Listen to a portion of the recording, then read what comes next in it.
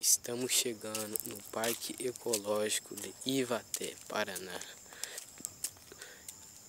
Venha visitar o nosso Parque Ecológico de noite.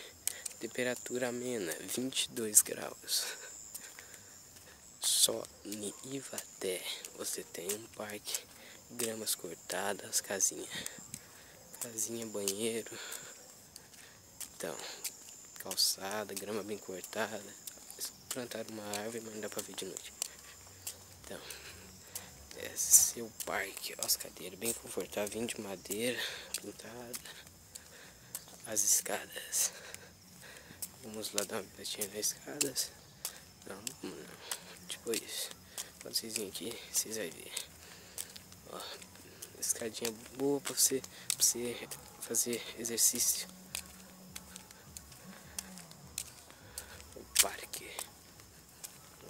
Tem essa calçada central que dá pra ir até lá no fundo.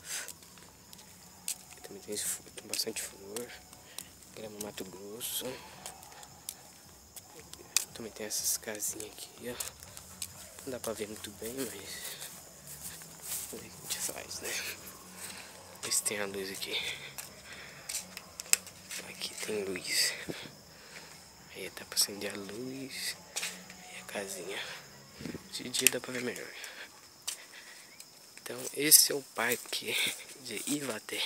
Venha visitar o nosso parque em Ivaté, Paraná. Parque ecológico.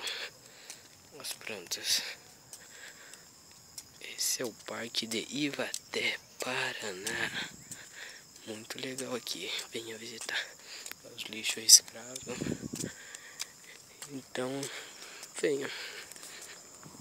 Tem banco em vários lugares para você sentar. Você dar uma corridinha também nas calçadas. É isso aí. Pode vir visitar. E também tem esses lixos. Esses lixos escravos. Se você tiver alguma coisa.